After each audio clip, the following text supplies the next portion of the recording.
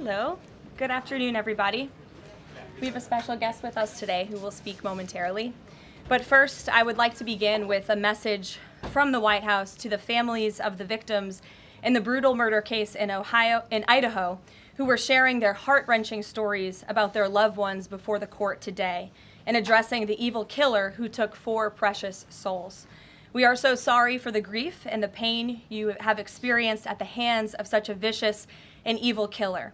Our nation grieves with you, and we will never forget the precious souls who were lost in this horrific act of evil. If it were up to the president, he would have forced this monster to publicly explain why he chose to steal these innocent souls. May God bless and watch over everyone affected by this unimaginable tragedy, especially the parents who lost their children. Let me begin with a few scheduling items off the top. Later this afternoon, President Trump will deliver the keynote address at the Winning the AI Race Summit here in Washington, D.C. President Trump believes it is non-negotiable that the United States wins the AI race, which is why today, President Trump will announce a bold and comprehensive AI action plan to sustain and enhance America's global AI dominance. Under President Trump's leadership, our country will lead the world in AI to secure a brighter future for all Americans, massively grow our economy, and protect our national security. The president will also sign 3 executive orders at the event this afternoon. On Friday morning, President Trump will travel to Scotland for a working visit that will include a bilateral meeting with Prime Minister Starmer to refine the historic U.S.-UK trade deal. On the topic of trade, yesterday, President Trump accomplished something no other president has ever achieved. The president secured and announced 3 major trade deals with the Philippines, Indonesia, and Japan, all in one day. President Trump is finally putting a stop to our country getting ripped off. As a result of the president's successful negotiating tactics, many foreign markets are now being opened to American industries for the very first time, and harmful trade barriers are being broken down. Thanks to President Trump, these countries around the world are agreeing to open their markets to American-made products and goods for the first time, which will lead to a boom in sales and profits for American businesses right here at home. As President Trump said, he will only lower tariff rates if a country agrees to open their market to American-made products. If not, they will continue to face tariffs and pay a steep price to do business in the United States of America, which remains the best market on the face of the planet. Also this week, the president officially marked 6 months here at the White House. He made big promises to the American people on the campaign trail last year, and he has unquestionably delivered on those promises in record time. The president has defeated the Biden inflation crisis to make America affordable again. Core inflation is currently at its lowest level in 4 years, and prices for everyday goods are falling. The president's pro-growth policies have fueled massive job growth across our country.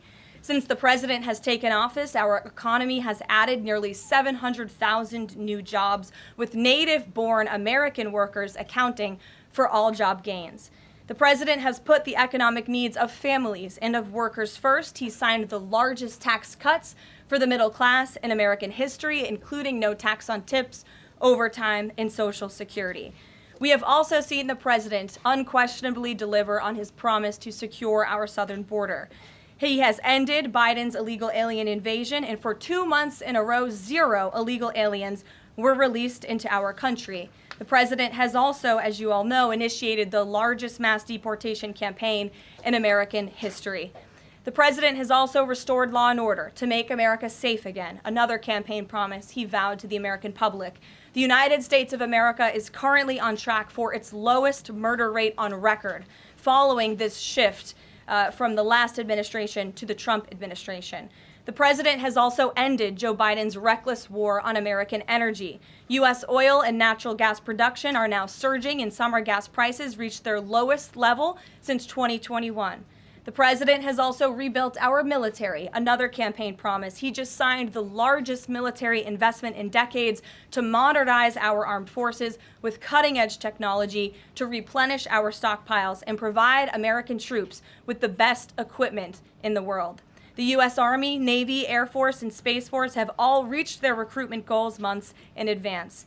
The president has restored America's standing on the world stage, brought back peace through strength, and brokered numerous peace agreements to end wars. Again, all of this in just 6 months. He obliterated Iran's nuclear program to end the war between Israel and Iran, got NATO members to raise their defense spending to 5% of GDP, and secured a ceasefire between India and Pakistan, as well as brokering a historic agreement between Rwanda and the Democratic Republic of the Congo. The president has already received 3 different Nobel Peace Prize nominations for his peacemaking efforts. Again, all of this progress, all of these accomplishments have occurred in just 6 months. We are truly just getting started, and we look forward to working with all of you for the next 3.5 years. On another matter, over the past few days, Director of National Intelligence Tulsi Gabbard has unveiled shocking new evidence that former President Barack Obama and top aides in the Obama administration conspired to subvert President Trump's 2016 election victory and undermine the democratic will of the American people. While publicly pretending to engage in a peaceful transfer of power, in private, former President Obama went to great and nefarious lengths to try to sow discord among the public and sabotage his successor, President Trump. The new evidence released by the Director of National Intelligence, who is here with me today, confirms that the Obama administration manufactured politicized intelligence, which was later used as the justification for baseless smears against President Trump in an effort to try to delegitimize his victory before he even took the oath of office. The truth is that President Trump never had anything to do with Russia, and the Russia collusion hoax was a massive fraud perpetuated on the American people from the very beginning. And the worst part of this is Obama knew that truth, and so did all of the other corrupt officials involved in this scam, including former CIA Director John Brennan, former Director of National Intelligence James Clapper, former FBI Director James Comey, former Deputy Director Andrew McCabe, and many others. Director of National Intelligence Gabbard's report further confirms what we already knew.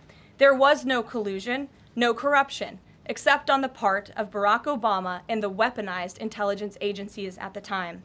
The Russia hoax was a blatant lie, all ginned up by Democrat political operatives that were signed off on by then President Obama and leaked to the news media to launch a years-long witch hunt against President Trump and his first administration.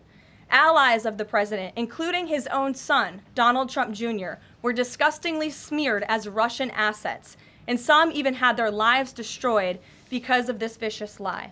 The president's first 2 years in office had this fake distraction hanging over it, and endless resources, time, and political capital were spent having to debunk these lies from the highest levels of our government. Now, nearly 10 years later, thanks to the declassification of documents by Director Gabbard, the truth has finally come to light. And this truth vindicates President Trump, his family, and his many allies and associates who were smeared with defamatory lies. President Trump was right from the beginning about all of this, and we are grateful that justice can be served. Now, we have even more damning evidence implicating those who tried to sabotage a duly elected president and did grave material harm to our republic. Thanks to additional important work done by CIA Director Ratcliffe, Committee Chairman Rick Crawford over the past few months, a newly declassified 2020 report prepared by the House Permanent Select Committee on Intelligence, which DNI Director Gabbard has declassified, found that the intel community did not have any direct information that Russian President Vladimir Putin wanted to help elect President Trump in 2016. And in fact, Russia was actively preparing for a Hillary Clinton victory. But at the unusual direction of Barack Obama at the time, the intel community published implausible intelligence suggesting otherwise. Why? To sabotage the incoming president. This is truly one of the greatest political scandals in American history. And reporters at legacy outlets, some of which are sitting in this room today, like the New York Times and the Washington Post, were ridiculously awarded Pulitzer Prizes for their perpetuation of this hoax. It's well past time for those awards to be stripped from the journalists who receive them. It is not journalism to propagate political disinformation in service of the Democrat Party and those in the intelligence community who hand over out of context and fake intelligence to push a false political narrative. I will now pass it over to the Director of National Intelligence, Tulsi Gabbard, to speak more about all of this, and then we will open it up for questions afterwards. Tulsi, thank you for being here. Thank you very much. Good afternoon. At President Trump's direction and with the support and coordination with the House Intelligence Committee Chairman Rick Crawford, today we've released a declassified Oversight Majority Staff report that was produced in September of 2020. The stunning revelations that we are releasing today should be of concern to every American. This is not about Democrats or Republicans. This has to do with the integrity of our democratic republic and American voters having faith that the votes cast will count. There is irrefutable evidence that detail how President Obama and his national security team directed the creation of an intelligence community assessment that they knew was false. They knew it would promote this contrived narrative that Russia interfered in the 2016 election to help President Trump win, selling it to the American people as though it were true. It wasn't. The report that we released today shows in great detail how they carried this out. They manufactured findings from shoddy sources. They suppressed evidence and credible intelligence that disproved their false claims.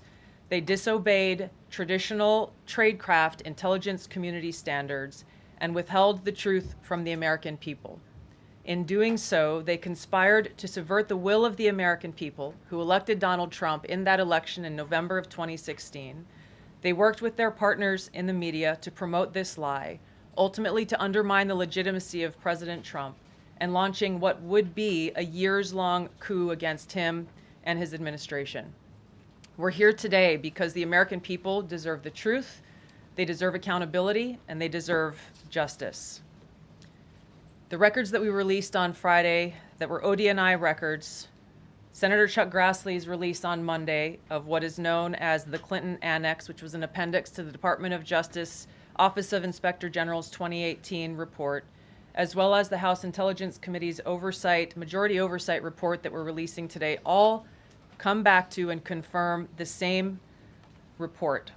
There was a gross politicization and manipulation of intelligence by the Obama administration intended to delegitimize President Trump even before he was inaugurated, ultimately usurping the will of the American people. I'm going to go over the key findings from the House Intelligence report, which investigated the claims that were made by an intelligence community assessment ordered by President Obama and published in January of 2017. First, Putin's principal interests relating to the 2016 election were to undermine faith in the U.S. democratic process, not show any preference of a certain candidate. In fact, this report shows Putin held back from leaking compromising material on Hillary Clinton prior to the election, instead planning to release it after the election to weaken what Moscow viewed as an inevitable Clinton presidency.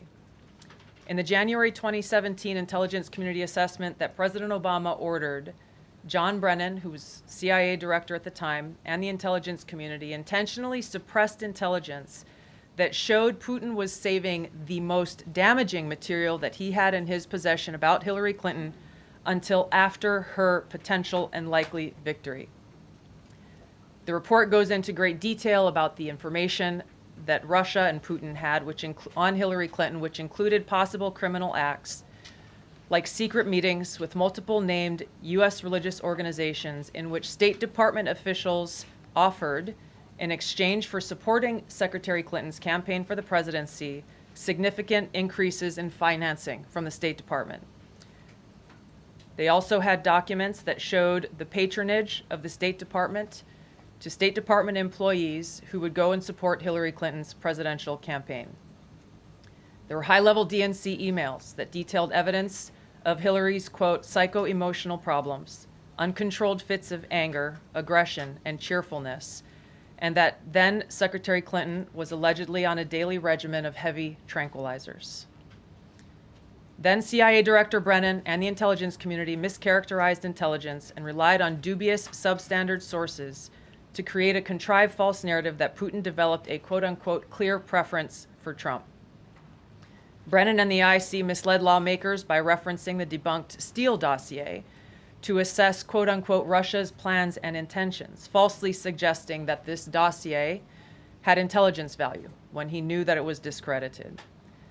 The intelligence community excluded significant intelligence and ignored or selectively quoted reliable intelligence that contradicted the intelligence community assessment's key findings on Putin's alleged support for Trump. Including this intelligence reporting would have exposed the ICA's claim as implausible, if not ridiculous. The intelligence community assessment omitted reliably sourced information, such as how some Russian intelligence officials were quote-unquote planning for candidate Hillary Clinton's victory, while others assessed neither Trump nor Clinton would respect Russia's interests. As was reflected in the ODNI documents that we released on Friday, multiple intelligence community assessments released in the months leading up to the November 2016 election concluded that Russia had neither the intent nor capability to impact the outcome of the US election. On December 5th of 2016, the FBI and ODNI gave the House Intelligence Committee its first post-election classified briefing, in which there was no mention of Putin aspiring to elect Trump by either agency. The Presidential Daily Brief, drafted on December 8th of 2016, stated that no Russian or criminal actors impacted vote counts. This document was pulled just hours before it was to be published due to quote-unquote new guidance. If it had been published, it would have been briefed to both President Obama and President-elect Donald Trump. On December 9th, 2016, a National Security Council meeting was called to gather President Obama's senior national security officials, which included CIA Director Brennan, then Obama DNI James Clapper, Susan Rice, and others. Following that secret meeting, DNI Clapper's assistant sent an email to the intelligence community with the subject line, POTUS tasking on Russia election meddling, tasking ODNI leaders to create a new assessment per the president's request.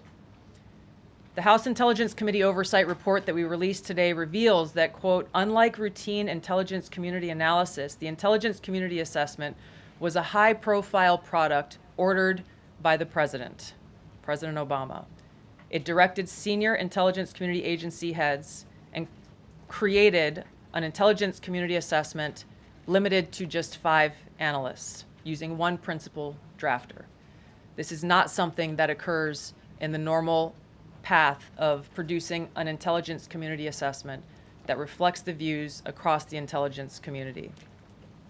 The production of this intelligence community assessment was subject to unusual directives directly from the president and senior political appointees, especially the former director of the CIA, John Brennan. The House Intelligence Committee Oversight Report also shows how later that same day, on December 9th, Brennan ordered the publication of quote-unquote substandard reporting on Russian activities, which had previously been withheld from publication of prior assessments because the information was judged, quote, to have not met long-standing publication standards. Some of the information later used in the Obama-ordered assessment over the objections of veteran CIA officers was, quote-unquote, unclear or from unknown sources. The Intelligence Committee's oversight report reveals that CIA Director Brennan overruled senior CIA officers who challenged the Obama-ordered intelligence assessment, stating, quote, we don't have direct information that Putin wanted to get Trump elected. Yet, the Obama-directed assessment was published on January 6, 2017, which explicitly stated, quote, we assess Putin and the Russian government aspired to help President-elect Trump's election chances when possible by discrediting Secretary Clinton and publicly contrasting her unfavorably to him, end of quote. The CIA and FBI, then led by John Brennan and James Comey, expressed high confidence in this judgment, while the NSA expressed moderate confidence. Yet, as the report we released today shows, the ICA, the Intelligence Community Assessment, did not cite any report where Putin indicated helping Trump win was an objective. The opposite is true. With regards to the Steele dossier, we now know that one of the source documents that the Obama administration used in the creation of this intelligence assessment in January of 2017 was none other than the discredited, unverified Steele dossier. The House Intel report states, quote, contradicting public claims by then CIA Director Brennan that the dossier was not in any way incorporated into this intelligence assessment. The dossier was referenced in the intelligence assessment's main body text and further detailed in a 2-page assessment annex. John Brennan lied And he denied using this dossier in this intelligence assessment that President Obama ordered because he knew it was discredited. It was a politically motivated, manufactured document. He directed senior CIA officials to use it anyway. CIA officer told the House Intelligence Committee staff as they investigated this, quote, "The director of the CIA, John Brennan, refused to remove it, and when confronted with the dossier's many flaws, responded, quote, 'Yes, but doesn't it ring true?'" Even the bipartisan Senate Select Committee on Intelligence report published in 2020 criticized the FBI's handling of the Steele dossier, noting its completely unverified nature and purposeful sidestepping of intelligence community procedures in its use.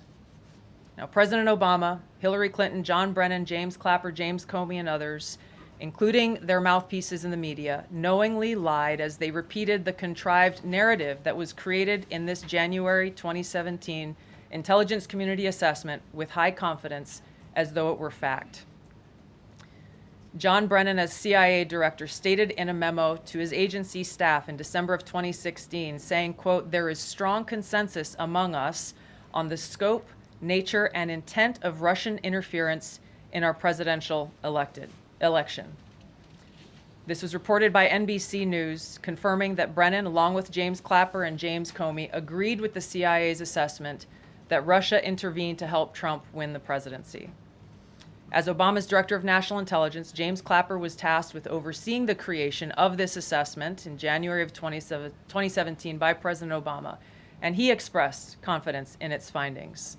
In a 2018 interview with the Harvard Gazette, he talked about how he provided Trump with the same classified assessment that President Obama received, which included the high confidence judgment that Putin directly ordered the hacking and election interference.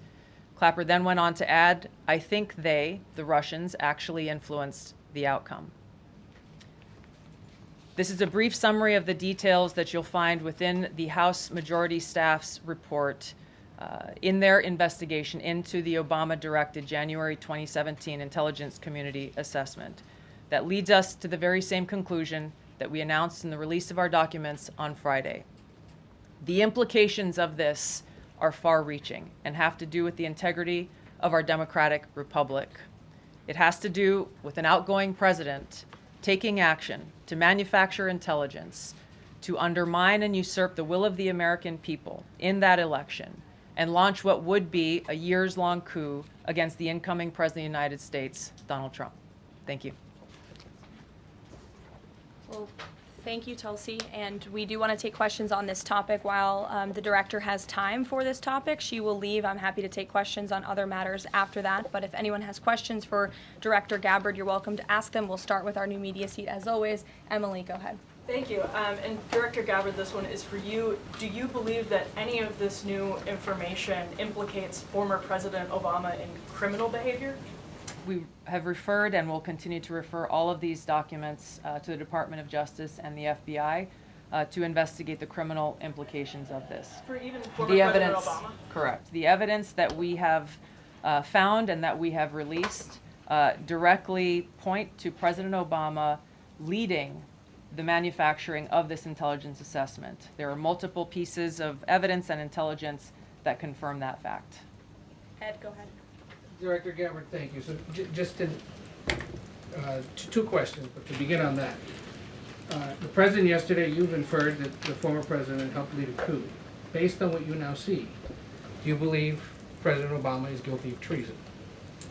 I'm leaving the criminal charges to the Department of Justice. I am not an attorney, but as I've said previously, when you look at the intent behind creating a fake manufactured intelligence document that directly contradicts multiple assessments that were created by the intelligence community, the expressed intent and what followed afterward can only be described as a years-long coup and a treasonous conspiracy against the American people, our republic, and an attempt to undermine President Trump's administration. The Senate Intelligence Committee spent several years looking into this and unanimously agreed in a bipartisan fashion, Secretary of State Rubio was a member of that committee, that there was no political interference.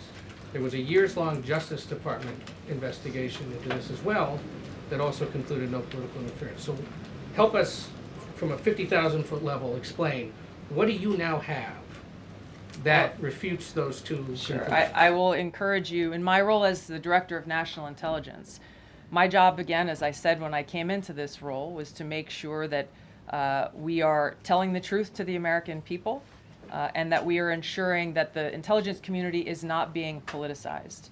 So I'm not asking you to take my word for it. I'm asking you and the media to conduct honest journalism and the American people to see for yourself in the documents that we've released now, close to 200 pages, that point in multiple references, multiple examples, to include comments that have been made by senior intelligence professionals, who are some still working within these agencies today, that confirm the conclusions that we have drawn, that President Obama directed an intelligence community assessment to be created to further this contrived false narrative that ultimately led to a years-long coup to try to undermine President Trump's presidency. And it's your belief John, that go those ahead. 2 previous investigations missed that or covered it up?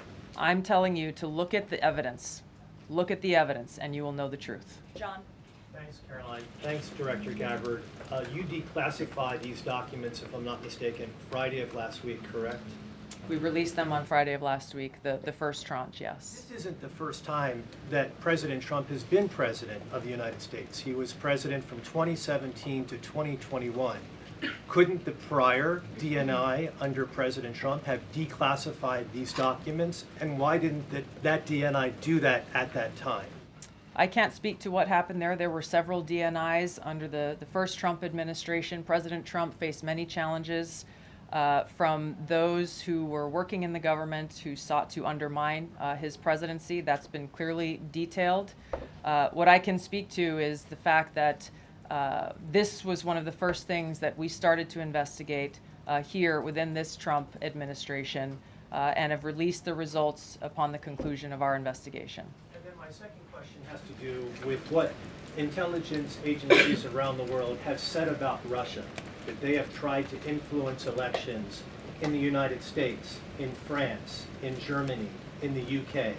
Do you disagree with that? Do you believe that Russia is a bad actor as it relates to trying to influence elections? I'll point back to the intelligence that President Trump has ordered declassified, that we have declassified and released, that the intelligence reflects Russia's motives were to try to sow discord and chaos within the U.S. election, which is a clear distinction from showing a preference for or against a specific candidate, which is what the Obama manufactured intelligence document alleges, that Russia preferred Donald Trump and tried to help Donald Trump get elected. Again, going back to the most important point here, with the intent to undermine the legitimacy of President Trump's election and therefore subvert the will of the American people who chose to send him to the White House. Reagan. Thanks, Caroline. Director Gabbard, Reagan Reese with the Daily Caller. You laid out that the documents revealed that the Obama administration did not publish a December 2016 presidential daily briefing that demonstrated that Russia did not steal the election. Trump was receiving these briefings at the time because he was president-elect. Are you of the view that that information was kept out of the briefing because then President-elect Donald Trump would have seen it? I don't have any documents that speak to exactly what the new guidance was that was given as the reason for pulling that document, which, by the way, still has never been published until we released it last week, Friday. One could assume that they didn't want President Trump to see a document that came from the intelligence community that would contradict the Russia hoax narrative that began through the Hillary Clinton campaign with the Steele dossier. One more, maybe either for you or Caroline. The president said yesterday that Obama committed treason. Do you or the White House believe that the Supreme Court's immunity decision protects Obama from prosecution? Look, I can speak to the president's feelings on this matter. He spoke to all of you yesterday in the Oval Office, but I also spoke to him about this morning. And he wants to see all those who perpetuated this fraud against our country, who betrayed our country and the Constitution, to be thoroughly investigated and held accountable. And it's been 10 years of this. And I would just add, based on everything the director has said and declassified, all of you in this room should go through it and take a look at this report and review the intelligence, because because unfortunately that hasn't happened. And many of the people who perpetuated this hoax, Clapper, Andy McCabe, James Comey, and many others, have been hired by major networks in this room to go on television and continue to spew these lies, knowing that they are lies. And if you all recall, just flashback to 2016 and the years after, the entire Trump 1 presidency was embroiled in this scandal that was perpetuated by the Democrat Party. And you had major Democrat Party officials in this city, namely Adam Schiff, Hillary Clinton, Elizabeth Warren, who went on television and told the American people, Donald Trump is an asset of Russia. It was a lie. They always knew it. Hillary Clinton herself said that President Trump would be a puppet for Putin. Senator Tim Kaine at the time called President Trump Vladimir Putin's defense lawyer. Adam Schiff stated, and one of the worst things a lawmaker can do is to tell the American people, I know something you don't know, it's just classified and I can't tell you. And that's what he said. I can tell you that the case is more than that. I can't go into the particulars, but there is more than circumstantial evidence now. And not enough people in this room, not enough journalists in this country pushed Adam Schiff to say, what are you talking about? What evidence do you have? Everybody just ran with the lies, and it led to impeachments. It led to the division of our country. Unfortunately, so many Americans, from listening to outlets in this room, believed in these lies. And it's a complete scam, and it's a scandal, and the president wants to see accountability for that. Phil. Thank you. Question for Director Gabbard. A spokesperson for former President Obama said in a statement earlier this week, quote, nothing in the documents issued last week undercuts the widely accepted conclusion that Russia worked to influence the 2016 election but did not successfully manipulate any votes. How do you respond to critics like former President Obama and also others on the Hill who say that the administration is conflating apples and oranges here, conflating allegations of actual hacking of voter machines and allegations of interference generally? I think it's a disservice to the American people that former President Obama's office and others who are criticizing the transparency that is being delivered by releasing these documents. They are doing a disservice to the American people and trying to deflect away from their culpability in what is a historic scandal and negative action towards the American people and our democratic republic. The answer to that statement can very clearly be found throughout all of the documents that we have released. Again, showing that Russia has took action to try to sow discord in the election, but showed no preference for or against any singular candidate. You've long been an opponent of weaponization in government. How do you respond to criticism that referring Obama administration officials and even potentially the former president is just more weaponization and this is a potential race to the bottom? I think that's a very disrespectful attack on the American people who deserve the truth. They deserve to have faith and trust in the integrity of our democratic republic, which has been undermined by President Obama through his direction of this manufactured fake intelligence document, knowing that it was filled with lies and knowing that it would and could then be used for all of the actions that came after. Karoline, and I would just add, there needs to be accountability for that weaponization, Phil, that we've seen. And no one has been a victim of the weaponized government more than President Trump, not just because of this political scandal. You all recall his house was raided. So I think, it's very disingenuous for people to say, how dare they speak of former President Obama about this based on evidence and based on intelligence when the former President of the United States, Donald Trump's home was raided, when he was forced to sit in a Manhattan courtroom and many other courtrooms across the country for crimes he never committed, when he was impeached and indicted, and the entire country witnessed that. That's the weaponization of justice. Now the president is back because the American people see the truth. Nearly 80 million Americans reelected him back to this office, and he believes that we need to have justice and accountability. And I think the nearly 80 million Americans who reelected him agree with that. Caitlin. Thank you, Caroline. Two questions for Director Gabbard just on this. Director Gabbard, you referenced the past intelligence reports and assessments on this, including that 2017 one that was signed off, as Ed noted, by every Republican on the Senate Intelligence Community, including the acting chair of the time, now Secretary of State Marco Rubio, who said in a statement that they did not find any evidence of Russian collusion, but they did find, however, is very troubling, and they found irrefutable evidence of Russian meddling. One, are you saying that he's wrong in that statement that he made then?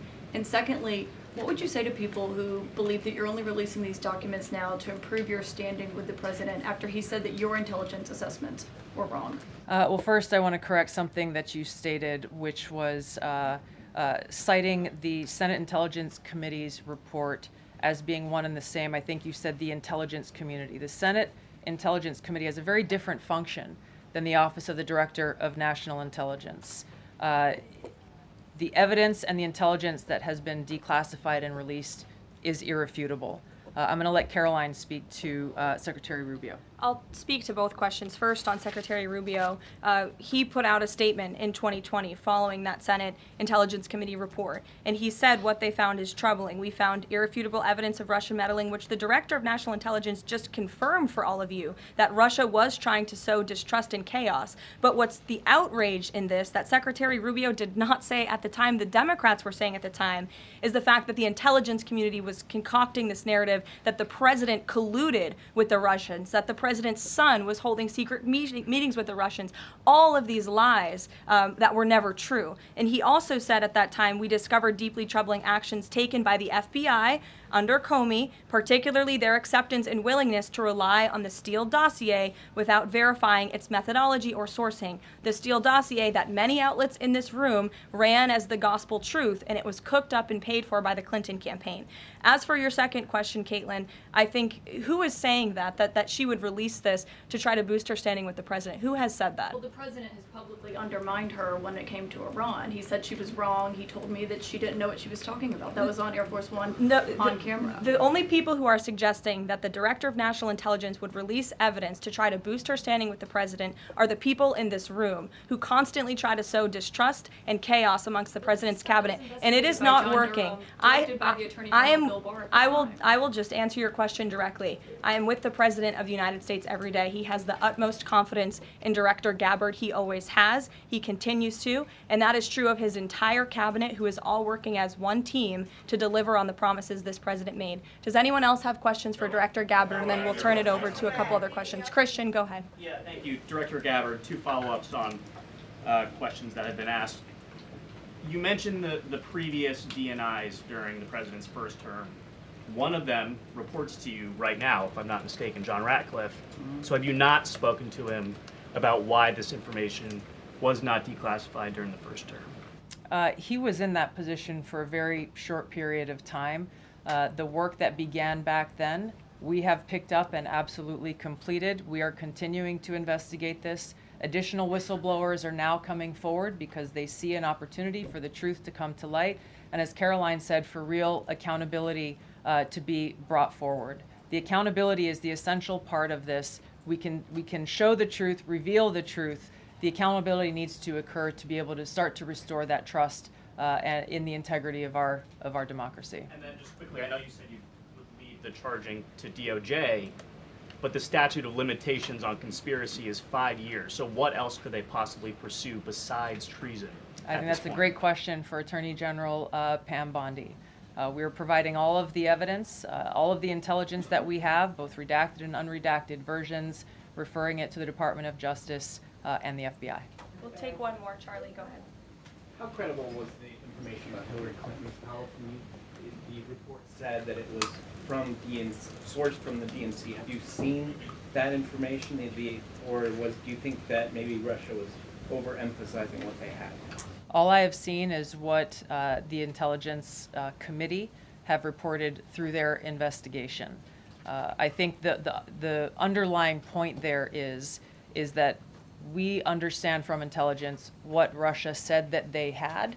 And the important point here is that if they were trying to influence the election, as President Obama and James Clapper and John Brennan, everybody said they were doing in order to support Donald Trump's election, they would have released the most damning of that information, some of which I detailed here. You'll find the rest in the report, prior to the election to help Donald Trump win. They specifically withheld what they had on her, the most damning information, because they thought that she would win the election. They had plans to release it just prior to her inauguration to, again, sow discord and chaos in America. And if I may, On Jeffrey Epstein, can you rule out that he was connected in some way to any kind of intelligence, either foreign or domestic? I haven't seen any evidence or information that reflects that.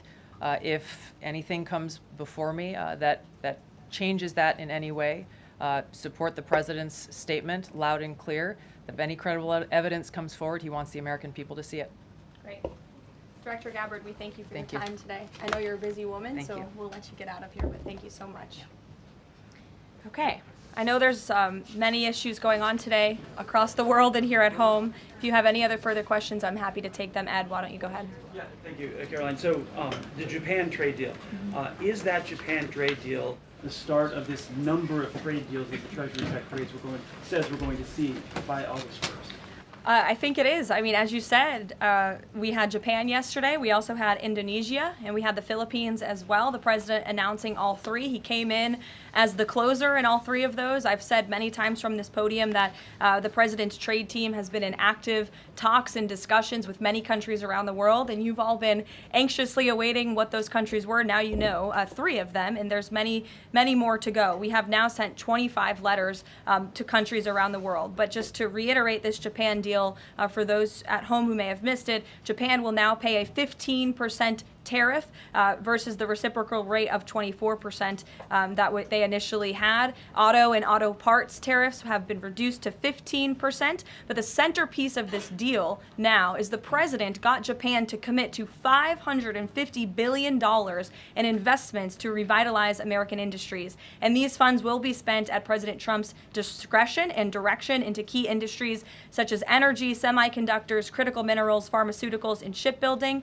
And the U.S. will retain 90% of the profits from any investments made by this $550 billion fund. This was originally a $400 billion investment that President Trump then negotiated to an increase of $150 billion, making it a $550 billion deal for the American people. And I just want to emphasize, Ed, I see you have a follow-up, but it's very important. Japan has agreed to open their markets to many very key sectors in American-made products that have really faced very strict tariff and non-tariff barriers prior. So thanks to the president, Japan's markets will now be open to American-made products and goods. This is big news for our tech companies and our farmers as well. On Monday, the Treasury Secretary is going to Stockholm to talk to the Chinese delegation. What does the president hope to get out of that meeting? Are there deliverables? I won't speak to any deliverables or set expectations. I'll let the Secretary of Treasury do that. But I did speak to him yesterday about his upcoming trip, and he looks forward to continuing discussions with his Chinese counterparts. The President has ensured that we have a good continuing working relationship with China that benefits the United States. And so the Secretary of Treasury will be obviously discussing those key matters, but I'll let him set the expectations. One more, if I may.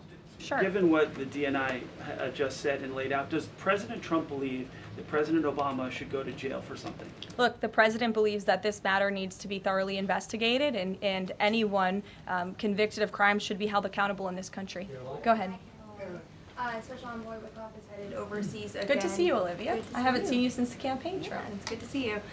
He's headed back overseas. Can you give us a sense of what the marching orders are to some of the people he'll be meeting with, and specifically as it relates to Gaza and ongoing talks there? Yes, Special Envoy Wickoff is headed to Europe, where he will meet with key leaders from the Middle East to discuss the ongoing ceasefire proposal to end this conflict in Gaza and to release the hostages.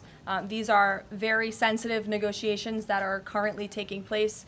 I spoke to Special Envoy Wickoff last night about them. I will let him speak further on the matter, but the President and Special Envoy Wickoff has made the administration's goals clear. We want this ceasefire to happen as soon as possible, and we want these hostages to be released. Go ahead. Caroline, a Florida federal judge has refused to allow the Epstein grand jury materials to be released. Does the president want the administration or Department of Justice to appeal that ruling? That was just breaking as the director and I were coming out here, so I haven't had a chance to talk to the president about it. I understand there are 2 other requests from the Department of Justice that are ongoing, but I'll let this president speak to whether he wants to see an appeal in the Department of Justice. I'm sure can give you a statement on that as well. And is he supportive of the effort to talk to Ghislaine Maxwell? I know that Todd Blanchard mentioned that earlier this week. The president spoke to this yesterday, and he said he thinks it's an appropriate idea. Kelly. What is the accountability that you would would like to see if this current president is the one who brought the case to the Supreme Court, and Chief Justice Roberts made clear in his opinion that a sitting president's responsibilities in office cannot lead to prosecution, immunity. So what is it the President Trump wants regarding President Obama, given that fact? And the special counsel at the time, Durham, when that Supreme Court matter was not in effect, could have charged anyone and did not. So on those 2 points, how do you respond? Look, the president has made it clear that he wanted these documents to be declassified. He wanted the American people to see the truth, and now he wants those who perpetuated these lies and this scandal to be held accountable. As for what accountability looks like, as the director said, it's in the Department of Justice's hands, and we trust them to move this ball forward. Well, you would agree Stephanie. President Obama cannot be charged based on that immunity. Again, I'll leave that to the Department of Justice. Stephanie. In light of the Japan deal, are sectoral tariffs now up for negotiation with trading partners? And in a similar note, are these negotiators asking for investment funds, sort of like what Japan had agreed to? As for sectoral tariffs, I understand that the president continues to be in talks with our Secretary of Commerce. We have made commitments on various sectoral tariffs, as you know. The Department of Commerce has initiated studies to then move forward with implementing those sectoral tariffs. So I would defer you to them for further comment. Meredith. I wanted to ask if the White House has any update on the Commerce Department employee who's been detained or banned from exiting China, and if there are any efforts to get him out. I can assure you and the American people that the administration is actively monitoring the situation and engaged, but typically we don't comment on individual cases like this as we are sorting them out. Sure.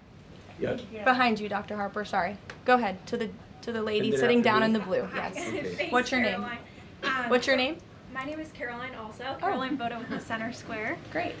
So Republicans in the Senate today said that they are pulling back on legislation to impose sanctions on Russia after the president said he wants to act unilaterally. Can you elaborate on what the president intends to do? Look, the president has been in very close communication with his friends in the Senate, particularly Senator Lindsey Graham, on this issue. But the president has always maintained, he's the commander-in-chief and the president for a reason, and he has been deeply involved in this conflict since the beginning. And so any decisions that are made with respect to sanctions, the president wants to reserve that authority and that right to himself. Jasmine. Thanks, Caroline. 2 questions for you. The first on AI. Does President Trump support federal agencies contracting with Elon Musk's AI company? I don't think so, no. Okay, so he would want the DOJ to then cancel the contract with Roth. I'll talk to him about it, yes. And my second question, just, obviously the developments with the Epstein case with the judge, but I wonder, has the White House counsel, the DOJ explored any other documents that could be released to the public that don't have to do with that grand jury testimony?